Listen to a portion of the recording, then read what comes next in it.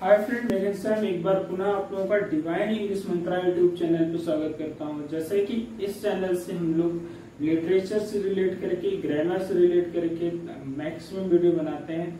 और जैसे कि आपको मैं बता दूं, ग्रामर से रिलेट करके मैक्सिमम टॉपिक पे वीडियो आपकी बन चुकी हैं और लिटरेचर पे भी हम बहुत सारा वर्क कर चुके हैं।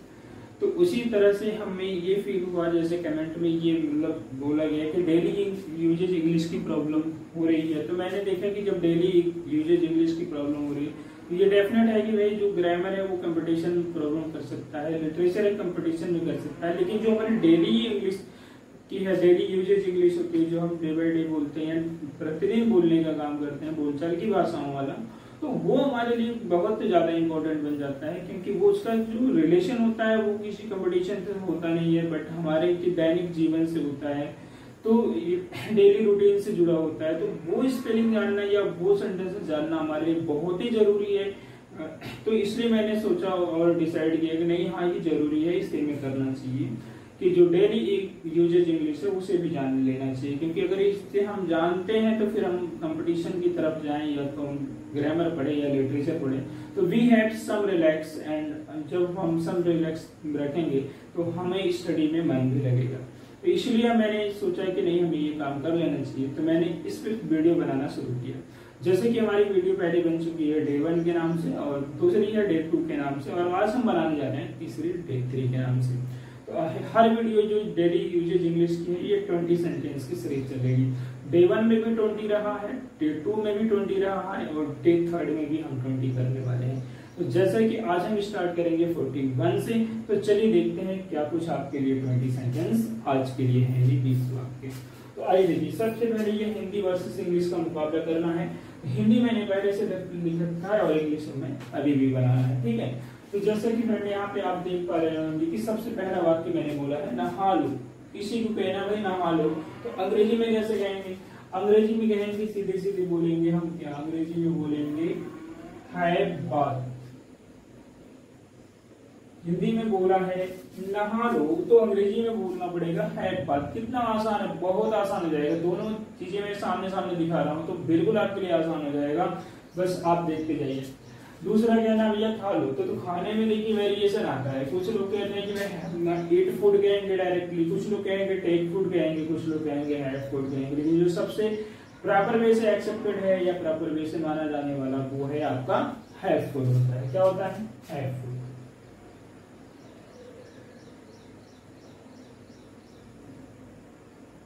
ठीक है, ये हो गया आपका हैव फूड। अब हम लेते हैं नेक्स्ट नंबर, हमारे पास क्या है कि चाय पी लो। चाय पीने में भी वेरिएशन है, ठीक है। कुछ लोग कहेंगे भैया हैव मतलब टेक टी, कुछ लोग कहेंगे स्लीप टी, और कुछ लोग होता है कि मतलब स्लीप नहीं, स्लीप होता मतलब चुस के लेने वाला होता, ठीक है। और कुछ लोग कहेंगे भैया हैव टी। तो सबसे बढ़िया मेरे को जाता है कि भाई हैव टी कह लेना चाहिए, ठीक है। तो यहाँ पे भी हम क्या कहेंगे? Have T.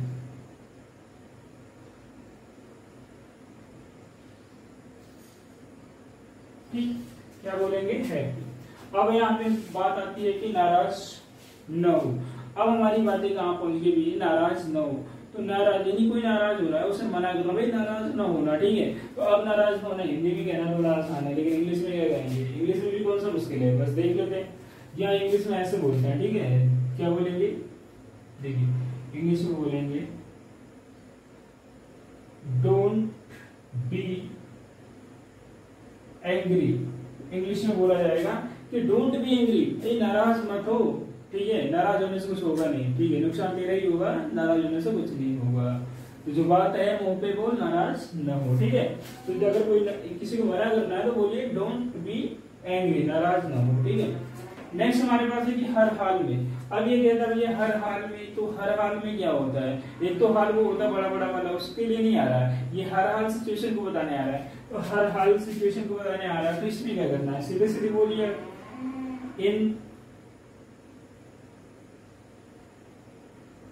In every condition. क्या बोलना है? In every condition. अगर कोई बात करनी हो ना कि हर हाल में, तो कहिए क्या? इन एवरी कंडीशन बोलिए। अब बात आती है अगले वाला सेंटेंस करने की कि किसी भी कीमत पे। ये है ना, ठीक, किसी भी कीमत पर। तो ये कह रहा है भैया किसी भी कीमत पे हमें जो बात बोलनी है उसकी अंग्रेजी क्या होगी, उसकी अंग्रेजी तो यही होने वाली है। ये बहुत आसान है। जैसे क्या बोल सकते हैं, बोल सकते हैं यहां सीधी सीधी एट एनी रेट या कास्ट। क्या बोल सकते हैं कि एट एनी रेट या एट एनी कास्ट बोल सकते हैं जब आपको ये कहना हो किसी भी कीमत पर। ठीक, अब देखिए पलक झपकते ही, ये कहता है कि पलक झपकते ही। ठीक, तो पलक झपकते ही की अंग्रेजी क्या हो जानी है, ये देखिए in the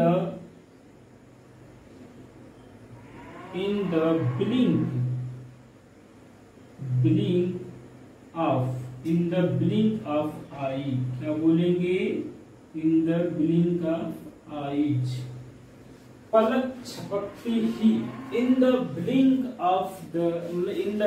of eyes. Blink मतलब होता है पलक का झपकना, तो इसीलिए बोला है कि पलक झपकते ही in the blink of eyes. ठीक है, याद रखेंगे गाइस, बोला है इन द पलक मतलब इन the blink of the eyes, तो याद रखेंगे गाइस इस बात को। ठीक है, नेक्स्ट ले लेते हैं। ये कहता है कि मैं भी यही सोचता हूँ, तो सोचो कौन मना करता तुमको, है ना। ये कहता मैं भी यही सोचता हूँ, तो आई हो जाएगा सीधे सीधे कि I also think so. I also think so, मैं भी यही सोचता हूँ। अगर हिंदी में कहना है तो इंग्लिश में कह सकते हैं आई आल्सो थिंक सो। ठीक, नेक्स्ट, बिना किसी काम के दुश्मन अनाज के, है ना, ऐसे बोला जाता है, बिना किसी काम के दुश्मन अनाज के, जिससे होता है कि न काम के न काज के दुश्मन अनाज के। तो ऐसे तो एक सेंटेंस या डायलॉग होता है, लेकिन हमें फिलहाल अभी यही जान लेना है कि बिना किसी काम के क्या होता है। एट रेंडम यहाँ आएगा, क्या आएगा, एट रेंडम, इसकी अंग्रेजी हो जाती है एट रेंडम। ठीक, एट रेंडम मतलब ऐसे ही आ गया यार, कोई काम नहीं था। कभी कभी हम फ्रेंडों के यहाँ पहुंच जाते हैं और बोलता है भाई बोल कैसे आना हुआ, अरे यार ये भी कोई बताने की बात है, और मैं काम के लिए आऊंगा तेरे पास, नहीं यार मैंने मतलब बिना किसी काम का है, मतलब ऐसा रैंडमली आ गया ऐसे। तो वो वाली चीजें हैं कि मतलब हमेशा काम से ही कहीं जाना वो होता है, तो काम नहीं। कभी कभी अगर बगैर काम के भी आपने ऐसे नॉर्मली चले गए तो आप कह सकते हैं कि मैं बिना काम का आया हूँ, बस तेरी हाल चाल लेने आ गया और क्या। ठीक है, तो आइए देखिए नेक्स्ट हमारे पास है कि यह मेरी खुद की समस्या है। ये कहता है भाई कि ये मेरी खुद की समस्या है, तो ठीक है तुम्हारी समस्या समझे लो, लेकिन यहाँ पे अंग्रेजी बना लो। ठीक है, तो ये कहता है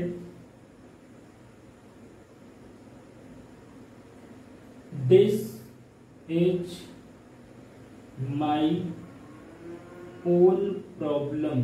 क्या बोल सकते हैं, this is my own problem.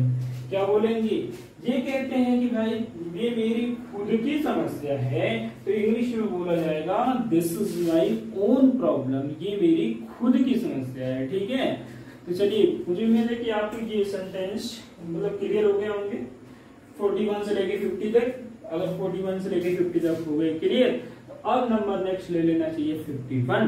तो 51 कहता है मैं मजबूर हूँ। ये काहे मजबूर हो गया, कुछ ना कुछ तो रीजन होगा, रहना तो मजबूर, हमें तो अंग्रेजी बना लेनी है। ठीक है, तो यहाँ सीधे सीधे लेंगे क्या, आई एम हेल्पलेस। ये कहता है कि भैया मैं मजबूर हूं, मतलब आई एम हेल्पलेस, मैं मजबूर हूं। ठीक, तो रहो बट मुझे अंग्रेजी सीखने दो, क्या, आई एम हेल्पलेस। ठीक है, नेक्स्ट, मैं कसम खाता हूं। क्यों खाते हो भाई, क्या मजबूरी है कसम खाने की। ठीक है, ठीक है तुम्हारा मन है खाओ, लेकिन मुझे तो अंग्रेजी बनानी है।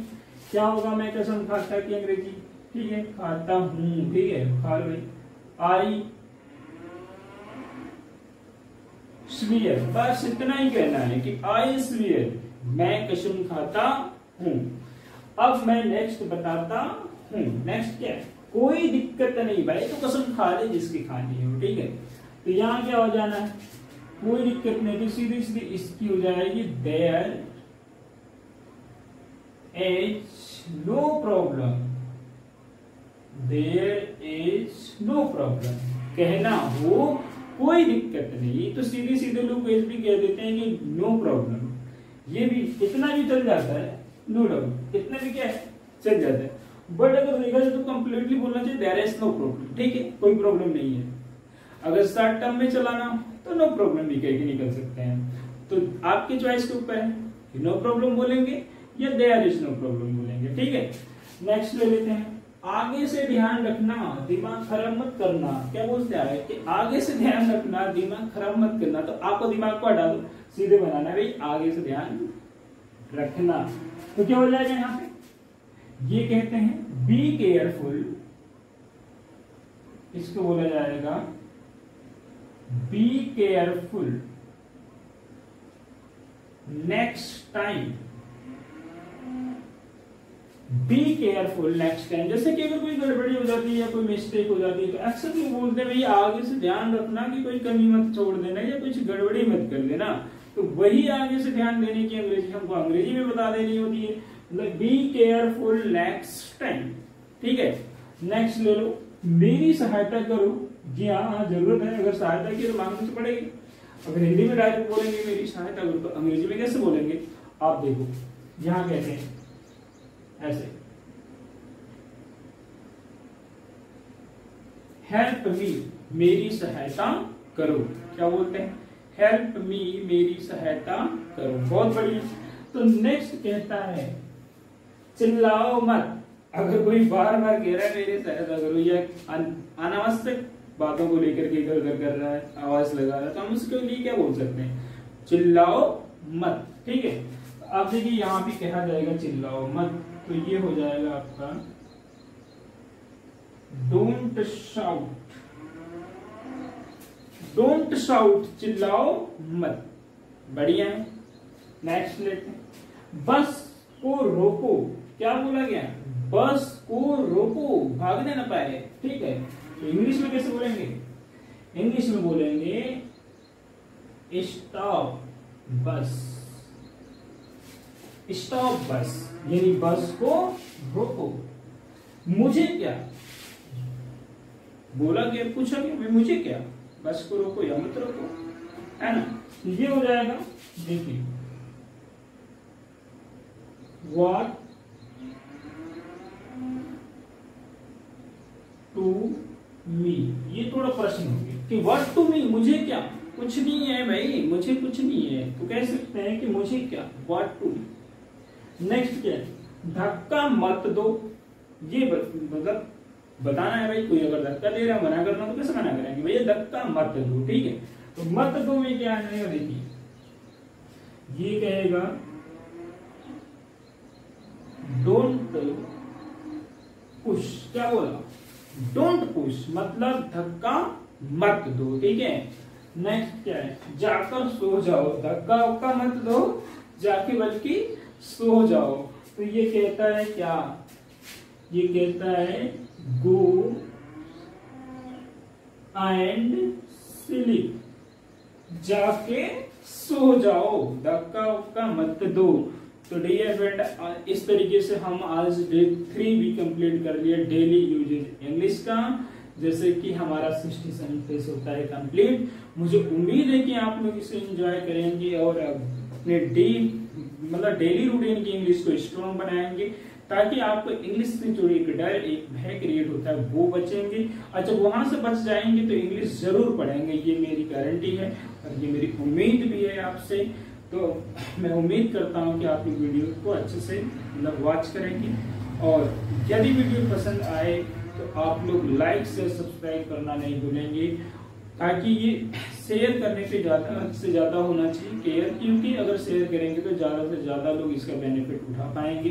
क्योंकि ये डेली यूजेज इंग्लिश है, इसका कोई रिलेशन तो कंपटीशन से है नहीं कि ओनली कंपटीशन वाले, मतलब कंपटीशन वाले पढ़ सकते हैं, इसका तो कोई भी पढ़ सकता है, इवन छोटा बच्चा बड़ा बच्चा, यानी जिसको भी जरूरत अगर फील होती है कि इंग्लिश में हमें कुछ कहना है तो डेली यूजेज इंग्लिश उनके लिए इम्पोर्टेंट है।